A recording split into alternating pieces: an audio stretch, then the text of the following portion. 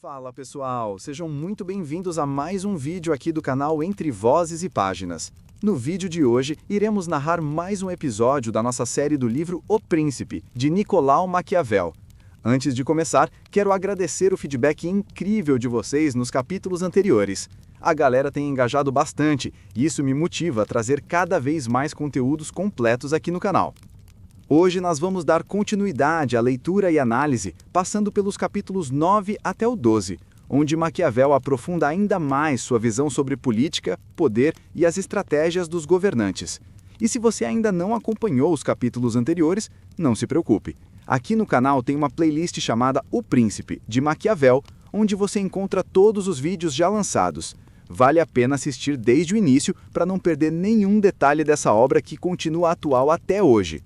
Então, já coloca os fones de ouvido, se acomoda e vamos juntos mergulhar nos capítulos 9 a 12 de O Príncipe. Capítulo 9. Do Principado Civil. Quando um cidadão privado, não por traição ou outra intolerável violência, porém com o favor de seus concidadãos, torna-se príncipe de sua pátria, o que se pode chamar principado civil, para tal se tornar não é necessária muita virtude ou muita fortuna, mas antes uma astúcia afortunada. Digo que se ascende a esse principado, ou com o favor do povo, ou com aquele dos grandes. Porque em toda a cidade se encontram estas duas tendências diversas, e isso resulta do fato de que o povo não quer ser mandado nem oprimido pelos poderosos, e estes desejam governar e oprimir o povo. É destes dois anseios diversos que nasce nas cidades um dos três efeitos, ou principado, ou liberdade, ou desordem. O principado é constituído ou pelo povo, ou pelos grandes, conforme uma ou outra destas partes tem a oportunidade.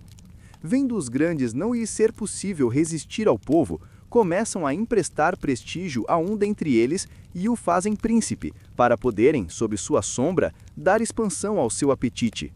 O povo também, vendo não poder resistir aos poderosos, volta a estima a um cidadão e o faz príncipe para estar defendido com a autoridade do mesmo.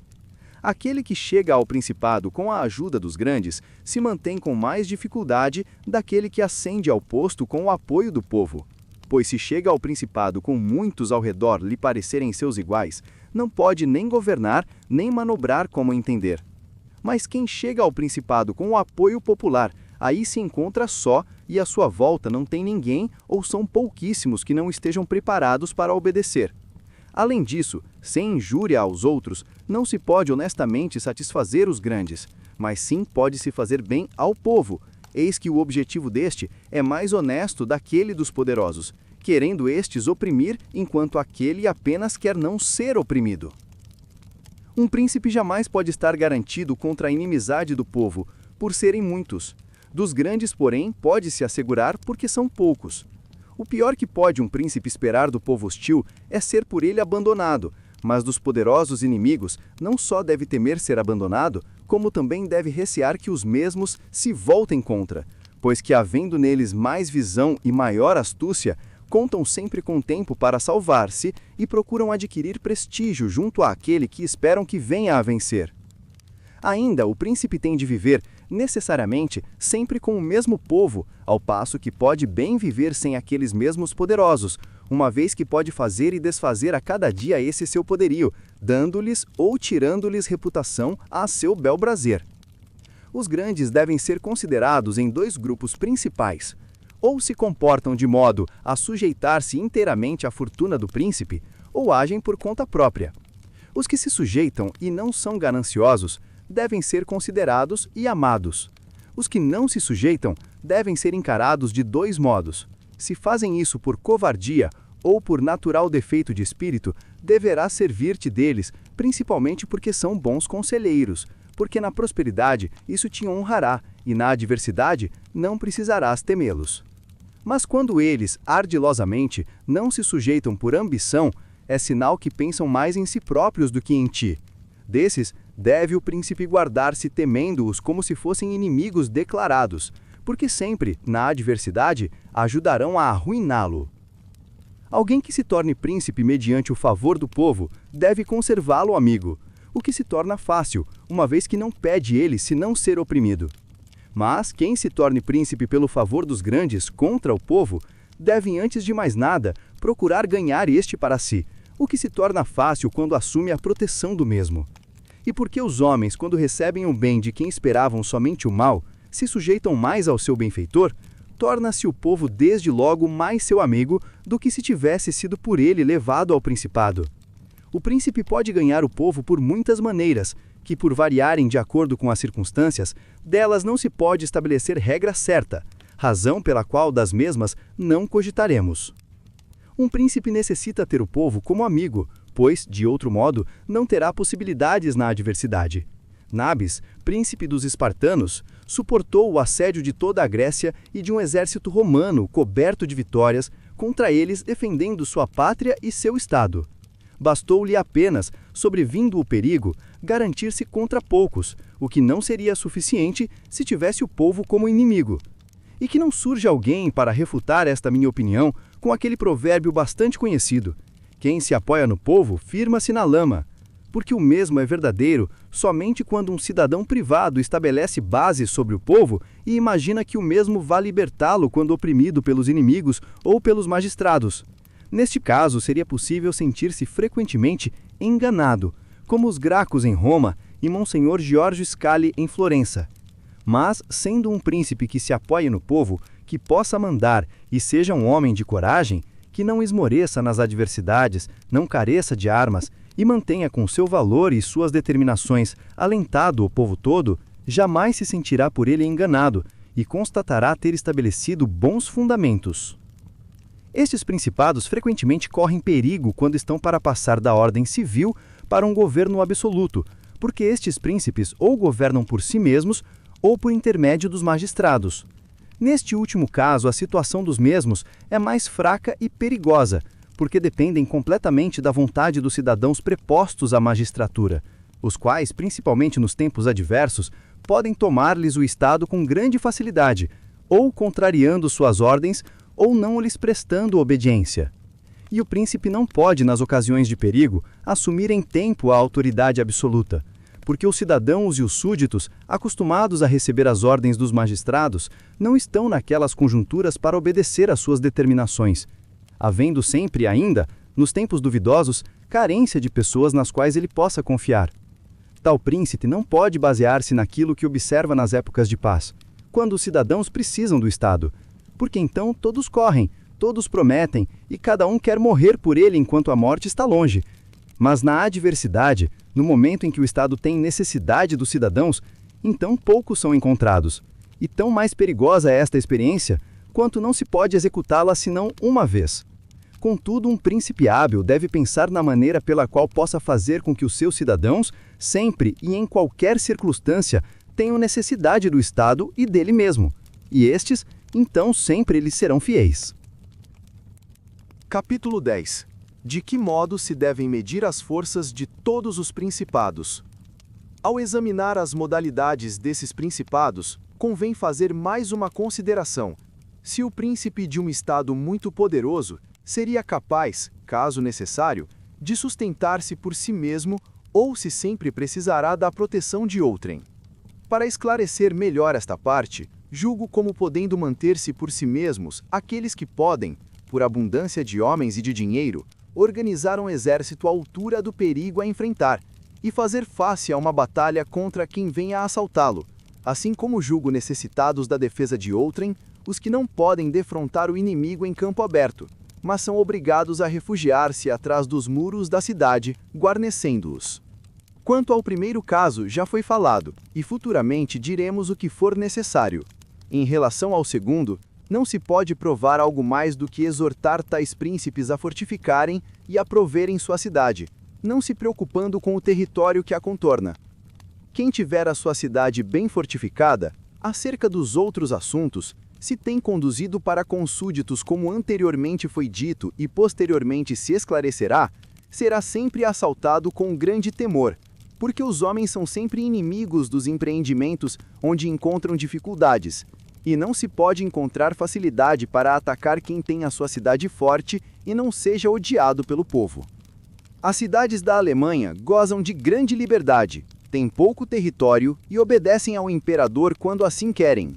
Não temem nem a este nem a outro poderoso que lhes esteja ao derredor, porque são de tal forma fortificadas que todos pensam que deve ser maçante e difícil submeter e dominá-los. Na verdade, todas têm fossos e muros adequados, possuem artilharia suficiente, conservam sempre nos armazéns públicos o necessário para beber, comer e se manter aquecidos por um ano. Além disso, para manter a plebe alimentada sem prejuízo do povo, tem sempre, em comum, por um ano, meios para lhe dar trabalho naquelas atividades que sejam o nervo e a vida daquelas cidades e das indústrias das quais a plebe se alimente. Tem em grande conceito os exercícios militares, a respeito dos quais tem muitas leis de regulamentação. Um príncipe, pois, que tenha uma cidade forte e não se faça odiar, não pode ser atacado, e existindo alguém que o assaltasse, retirar-se-ia com vergonha.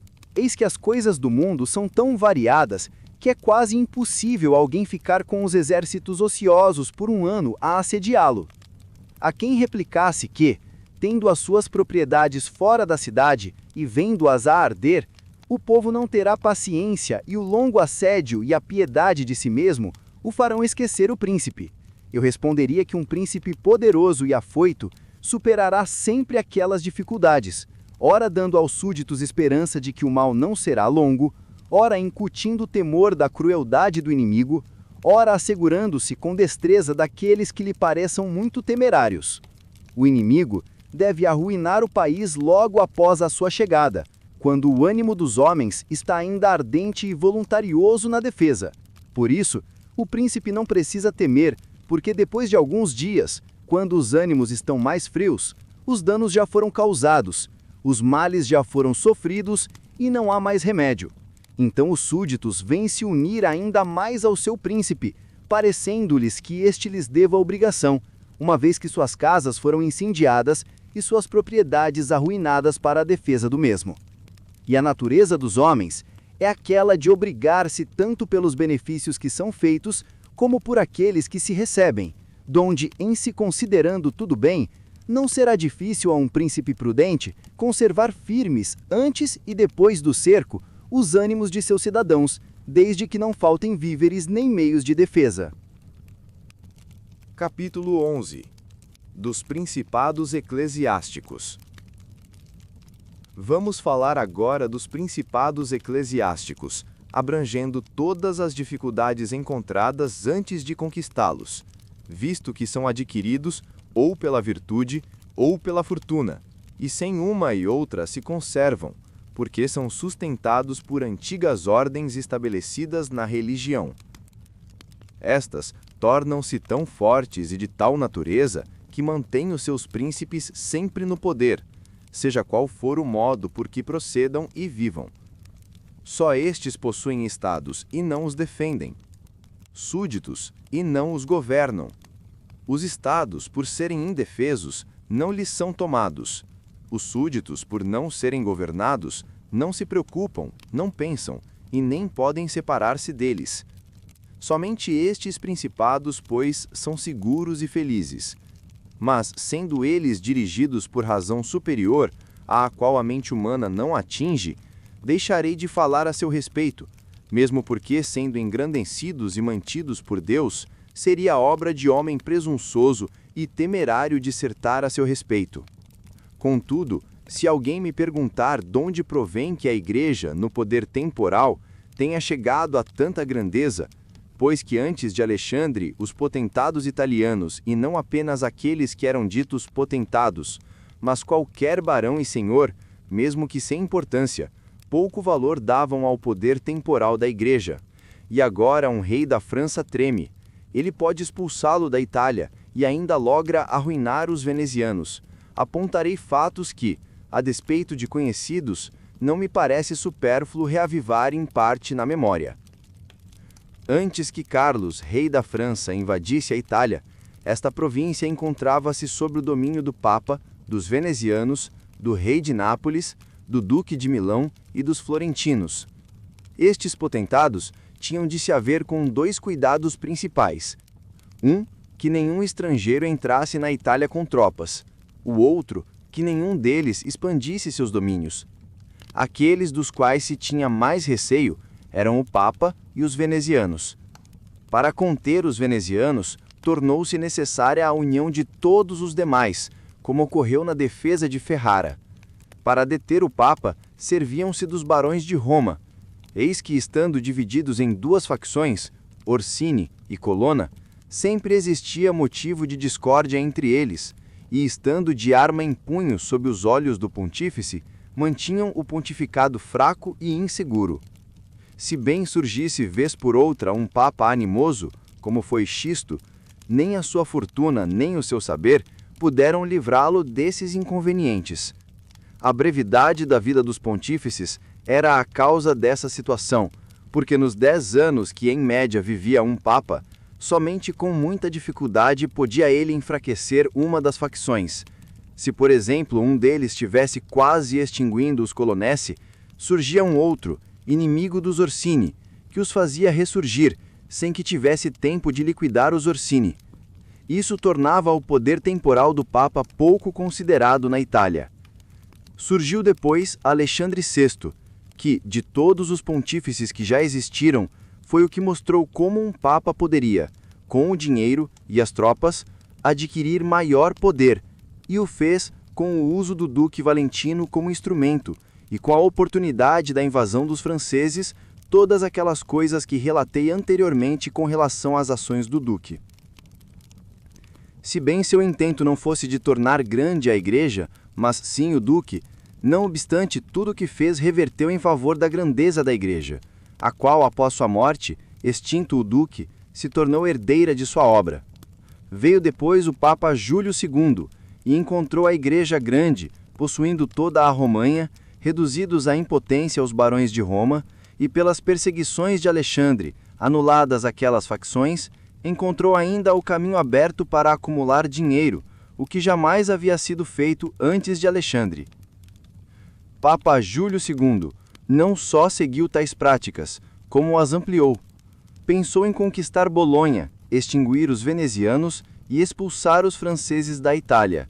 Todos esses empreendimentos lhe saíram bem, e com tanto maior louvor quanto realizou tudo isso para engrandecer a Igreja, e não para favorecer algum cidadão particular. Conservou ainda os partidos dos Orsini e dos Colonna nas mesmas condições em que os encontrara. E se bem surgisse, vez por outra, um papa animoso como foi Xisto, nem a sua fortuna, nem o seu saber puderam livrá-lo desses inconvenientes. Conservou ainda os partidos do Orsini e Colonna nas mesmas condições em que os encontrara. E se bem houvesse entre eles algum chefe capaz de fazer mudar a situação, duas coisas os mantiveram quietos: a grandeza da Igreja que os atemorizava e o fato de não terem cardeais, os quais são os causadores dos tumultos entre as facções. Nem em tempo algum ficarão quietas essas partes, desde que possuam cardeais, pois estes sustentam os partidos dentro e fora de Roma, e os barões são forçados a defendê-los. Assim, da ambição dos prelados, nascem as discórdias e os tumultos entre os barões. Sua Santidade, o Papa Leão, encontrou o pontificado potentíssimo, e espera-se que aqueles aos quais nos referimos o fizeram grande pelas armas. Este o fará ainda mais grande e mais venerado pela bondade e suas outras infinitas virtudes. Capítulo 12. De quantas espécies são as milícias e dos soldados mercenários? Vou agora falar de forma genérica dos meios ofensivos e defensivos que em cada um dos citados principados possam ocorrer. Anteriormente, falei detalhadamente de todas as espécies de principados, dos quais já no início me propus comentar, e consideradas em alguns pontos as causas do bem-estar e do mal-estar dos mesmos, mostrados que foram os modos pelos quais muitos procuraram adquiri-los e conservá-los, falamos como é necessário a um príncipe ter bons fundamentos, do contrário, necessariamente cairá em ruína. Os principais fundamentos que os estados têm, tanto os novos como os velhos ou os mistos, são as boas leis e as boas armas. E como não pode haver boas leis onde não existam boas armas, e onde existem boas armas convém que haja boas leis, deixarei de falar das leis e me reportarei apenas às armas. As armas com as quais um príncipe defende o seu estado ou são próprias ou são mercenárias, ou auxiliares ou mistas. As mercenárias e as auxiliares são inúteis e perigosas, e se alguém tem o seu estado apoiado nas tropas mercenárias, jamais estará firme e seguro, porque elas são desunidas, ambiciosas, indisciplinadas, infiéis, galhardas entre os amigos, vis entre os inimigos. Não tem temor a Deus e não tem fé nos homens, e tanto se adia a ruína quanto se transfere o assalto. Na paz se é espoliado por elas, na guerra pelos inimigos. A razão disto é que elas não têm outro amor nem outra razão que as mantenha em campo, a não ser um pouco de soldo, o qual não é suficiente para fazer com que queiram morrer por ti. Querem muito ser teus soldados enquanto não estás em guerra, mas quando esta surge, querem fugir ou ir embora. Para convencer de tais coisas, não preciso me esforçar muito, pois a atual ruína da Itália não foi causada por outro fator, senão o de ter, por espaço de muitos anos, repousado sobre as armas mercenárias. Elas já fizeram algo em favor de alguns e pareciam galhardas nas lutas entre si, mas quando surgiu o estrangeiro, mostraram-lhe o que eram.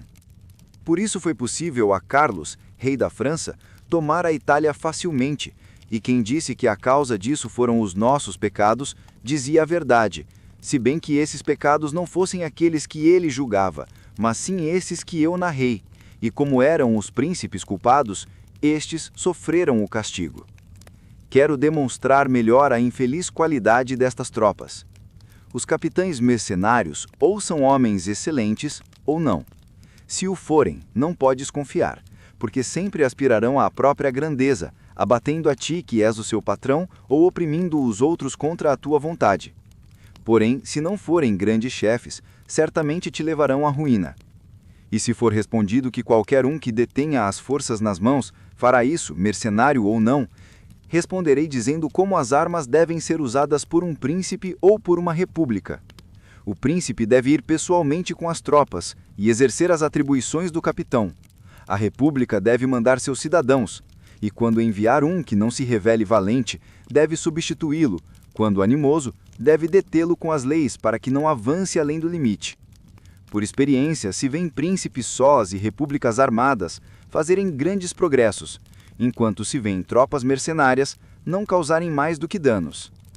Ainda, uma república armada de tropas próprias se submete ao domínio de um cidadão com maior dificuldade do que aquela que esteja protegida por tropas mercenárias ou auxiliares. Roma e Esparta foram, durante muitos séculos, armadas e livres. Os suíços são armadíssimos e extremamente livres. Das armas mercenárias antigas, podemos citar como exemplos cartagineses, que quase foram oprimidos por seus soldados mercenários ao fim da Primeira Guerra com os romanos, a despeito de terem por chefes os próprios cidadãos de Cartago. Filipe da Macedônia foi, pelos tebanos, feito capitão de sua gente, depois da morte de Epaminondas, e após a vitória, lhes tolheu a liberdade.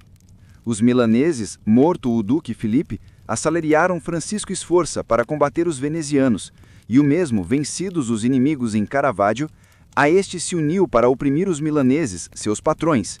E Sforza, seu pai, estando a serviço da rainha Joana de Nápoles, deixou-a repentinamente desarmada. Por isso, ela, para não perder o reino, foi obrigada a lançar-se aos braços do rei de Aragão.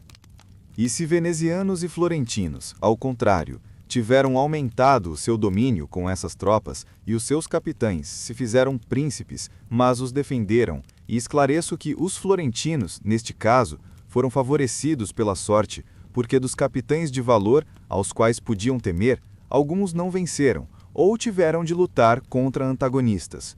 Outros voltaram sua ambição para paragens diversas.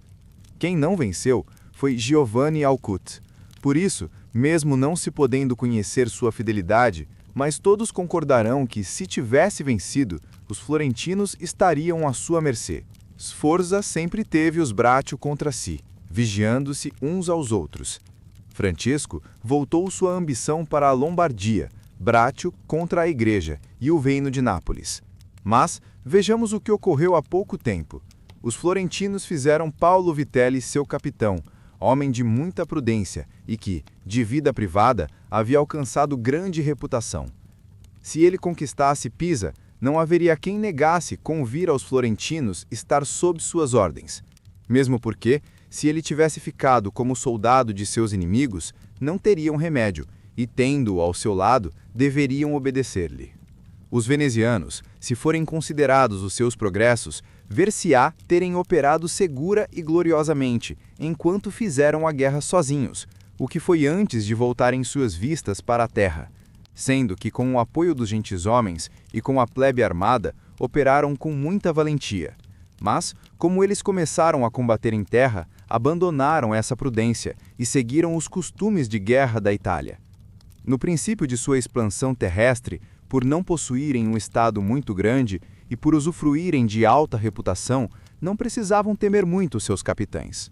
Porém, quando ampliaram suas conquistas, o que ocorreu sob o Carminiola, tiveram a prova desse erro. Portanto, tendo visto seu valor quando sob seu comando derrotaram o Duque de Milão e sentindo, de outra parte, quanto ele esfriara ao conduzir a guerra, julgaram não mais ser possível com ele vencer, dada a sua má vontade. Sem poder licenciá-lo para não perder aquilo que tinham adquirido, para se garantirem, viram-se na contingência de matá-lo. Tiveram depois por seus capitães Bartolomeu e Bérgamo, Roberto de São Severino, Conde de Pitiliano e outros parecidos, com os quais deviam temer as derrotas e não suas conquistas, como ocorreu depois em Vailá, onde, em uma batalha, perderam tudo aquilo que, em 800 anos, com tanto trabalho, tinham conquistado. Na verdade, destas tropas resultam apenas lentas, tardias e fracas conquistas, mas rápidas e miraculosas perdas. E como apresentei estes exemplos da Itália, que tem sido, por muitos anos, dominada por armas mercenárias, quero analisar essas tropas de forma mais genérica, a fim de que, vendo a origem e o desenvolvimento das mesmas, se possa melhor corrigir o erro de seu emprego. Pois devem saber que nestes últimos anos, o Império começou a ser repelido na Itália, e o Papa passou a ter reputação no poder temporal. E a Itália dividiu-se em vários estados. Na verdade, muitas das maiores cidades tomaram as armas contra seus nobres, os quais, antes favorecidos pelo imperador, as mantinham oprimidas, e a Igreja, para obter reputação em seu poder temporal, as favorecia. Em muitas outras, os seus cidadãos se tornaram príncipes. Daí resulta que, tendo a Itália quase toda chegado a cair nas mãos da Igreja e de algumas repúblicas, não estando aqueles padres e aqueles outros cidadãos habituados ao uso das armas, começaram a aliciar mercenários estrangeiros. O primeiro que deu fama a essa milícia foi Alberico da Cônio, natural da Romanha, sendo que de sua escola de armas vieram, dentre outros, Braccio e Sforza, nos seus dias os árbitros da Itália. Depois destes, vieram todos os outros que até nossos tempos têm chefiado estas tropas, e o fim do valor das mesmas foi que a Itália se viu percorrida por Carlos, saqueada por Luís, violentada por Fernando e desonrada pelos suíços. A ordem que eles observaram inicialmente foi, para dar reputação a si próprios, tirar o conceito da infantaria. Fizeram isso porque, sendo eles sem Estado e vivendo da indústria das armas, poucos infantes não lhes dariam fama, e sendo muitos, não poderiam alimentá-los. Dessa forma, limitaram-se à cavalaria, onde com um número suportável, as tropas podiam ser nutridas e eles honrados. E afinal, a situação tornou-se tal que em um exército de 20.000 soldados não se encontravam 2.000 infantes. Tinham, além disso, usado todos os meios para afastar de si e de seus soldados o cansaço e o medo, não se matando nos combates, fazendo-se prisioneiros uns aos outros e libertando-os depois sem resgate. Não atacavam as cidades muradas, e os das cidades não assaltavam os acampamentos. Não faziam nem estacadas, nem fossas, não saíam a campo no inverno. Todas estas coisas eram permitidas em suas regras militares, por eles encontradas para fugir, como foi dito, da fatiga e dos perigos. Foi por isso que arrastaram a Itália à escravidão e à desonra.